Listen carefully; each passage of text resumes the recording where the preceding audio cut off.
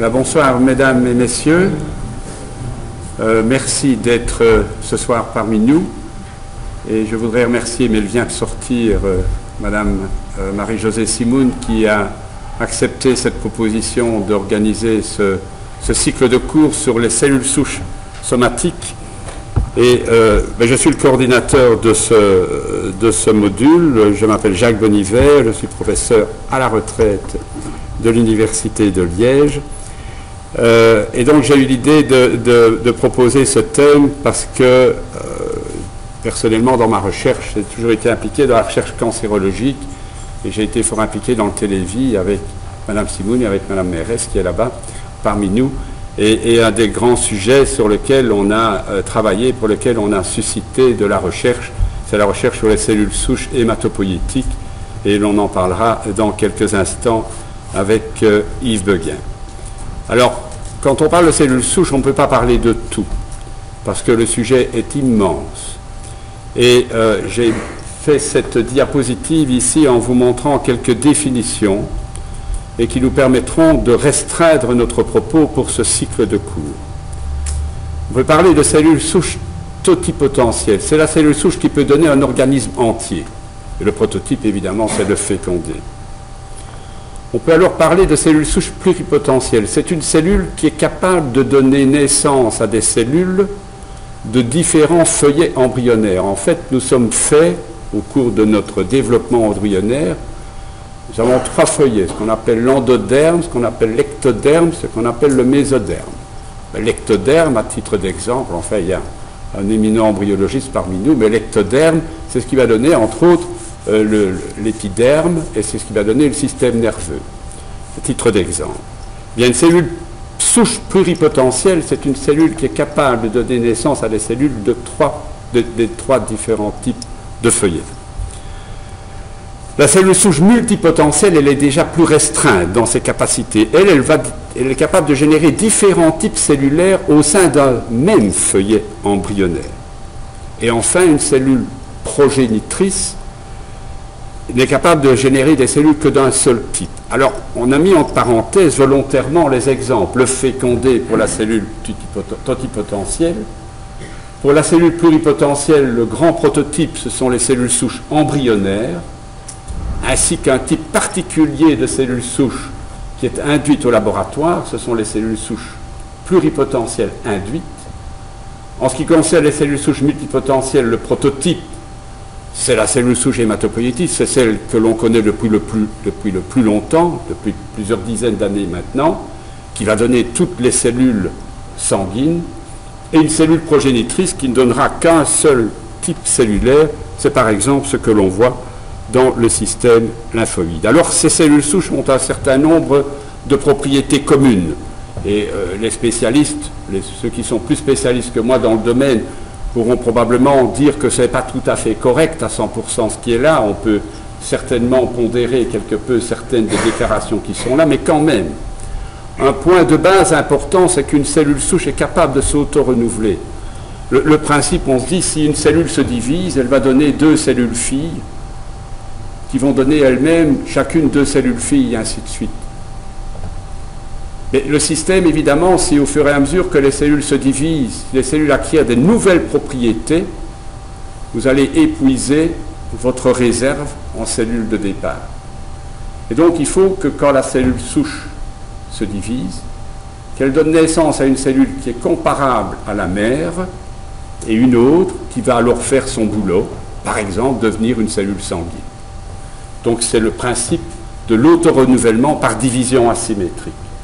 Ce sont des cellules qui, en tout cas chez le sujet adulte, sont souvent quiescentes. Ça veut dire, et on en reparlera tout à l'heure, c'est-à-dire qu'elles ne sont pas très actives, qu'elles ne se divisent pas beaucoup en principe. Mais quand elles le font, une de leurs cellules filles, comme je viens de l'évoquer, va être semblable à la mère et l'autre va se différencier, donc elle va devenir différente de la mère. Ce sont des cellules qui ne peuvent pas flotter toutes seules comme ça sur un nuage. Il faut qu'elles soient encadrées dans l'organe où elles se trouvent, que ce soit dans la peau, que ce soit dans l'os, que ce soit dans le foie, que ce soit dans le cerveau. Elles doivent agir avec d'autres types cellulaires avec lesquelles elles échangent des signaux. Elles forment des sortes de niches où elles sont comme, entre guillemets, et excusez le propos un peu finaliste, elles sont un peu protégées. Et ce sont des cellules qui évidemment se distinguent des autres par leur mécanisme interne et en particulier par toute une série de signaux moléculaires qui leur sont propres et qui sont différents en particulier de cellules qui en sont dérivées. Alors où trouve-t-on des cellules souches? Bien entendu dans l'embryon, ça va de soi. Et au cours de la période postnatale, on distinguera les cellules germinales, donc les cellules qui sont dans les gonades, et on va distinguer les cellules somatiques, c'est bien notre propos, les cellules qui sont dans le corps du sujet après la naissance. Nous ne parlerons pas au cours de ce cycle, peut-être que l'un ou l'autre de mes collègues l'évoquera pour les besoins de son propos, mais en principe, nous ne parlerons pas des cellules souches embryonnaires et des cellules souches induites, donc de ces cellules dites pluripotentielles. Ce sont des thèmes entiers, cela, qui pourraient faire l'objet d'un cycle complet. Et parmi les cellules souches somatiques que l'on va trouver entre autres chez le sujet adulte, nous ne parlerons pas des cellules souches nerveuses. Là, à nouveau, c'est un sujet en soi absolument fascinant, et un de mes collègues de Liège, Bernard Rogister, m'a promis de vous proposer un cycle, non pas en 2013, mais en 2014 sur le sujet. Et nous savons que nous avons des compétences dans nos 3 académies pour vous proposer un cycle tout à fait fantastique sur les cellules souches nerveuses. Alors le prototype de la cellule souche multipotentielle somatique, et c'est la première qui a été découverte, c'est celle qui donne naissance à toutes les cellules sanguines. Et cette cellule, voilà, elle est là-bas et elle va donner des cellules filles dont l'une est semblable à la mère, et puis les cellules vont se différencier, c'est-à-dire la fille est différente de la mère, et pour donner naissance, finalement, aux cellules du sang, les globules rouges, les plaquettes, les globules blancs. Et bien sûr, un de nos exposés va être consacré à ça. Alors aujourd'hui, nous allons parler de réalité, de choses qui sont bien connues. Et Cédric Blancpain commencera en décrivant ce que sont les cellules souches somatiques dans les modèles qu'il étudie. Et puis Yves Beguin, juste après, va enchaîner en indiquant que cette réalité de la cellule souche, c'est déjà une application médicale. La cellule souche hématopoïétique, c'est un médicament. Et il nous expliquera en quoi c'est un médicament, aujourd'hui. Et puis il y a les espoirs. Utiliser les cellules comme médicament, c'est faire de la thérapie cellulaire. C'est le langage qu'on utilise aujourd'hui, ou autre terme, la médecine régénérative.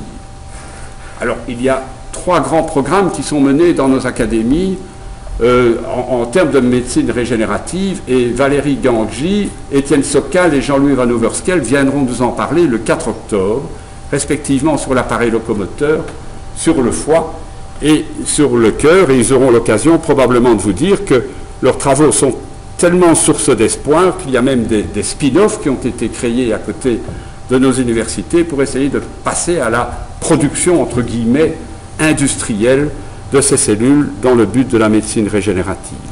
Et puis au cours de la dernière séance, le 11 octobre, Dominique Bron, qui est ici parmi nous aujourd'hui, évoquera les problèmes éthiques éventuels ou réels qui se posent à propos des cellules souches. Et alors, moi-même, et en collaboration avec Cédric Blancpain, et je vais vous dire dans un instant pourquoi en collaboration avec Cédric, j'évoquerai un aspect un peu décevant de ces cellules souches. Cellules souches, source de vie, avec cette médecine régénérative, c'est bien clair. Eh bien, on sait maintenant que dans les cancers, il y a des cellules cancéreuses qui ont toutes les propriétés de cellules souches, et c'est probablement une des raisons de nos échecs, en particulier en chimiothérapie anticancéreuse, et on aura l'occasion d'en parler à cette occasion-là.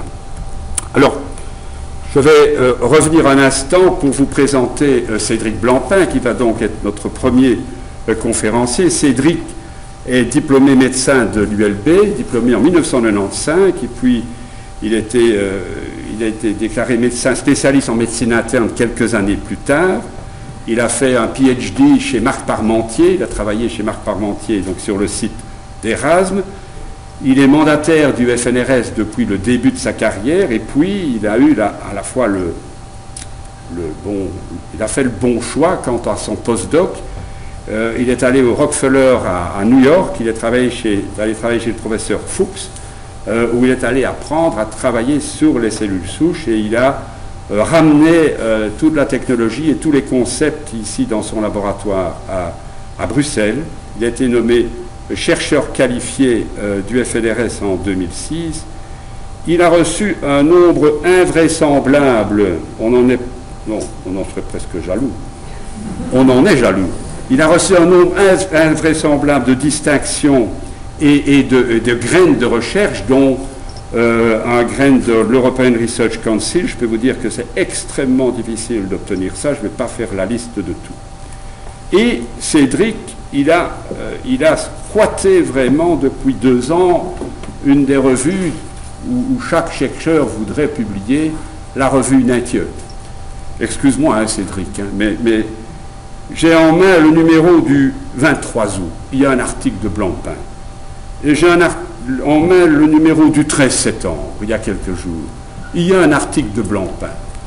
Donc, Nature, ça ne s'appelle plus Nature, ça s'appelle Blancpain's Journal, évidemment. Voilà, Cédric, je t'en prie.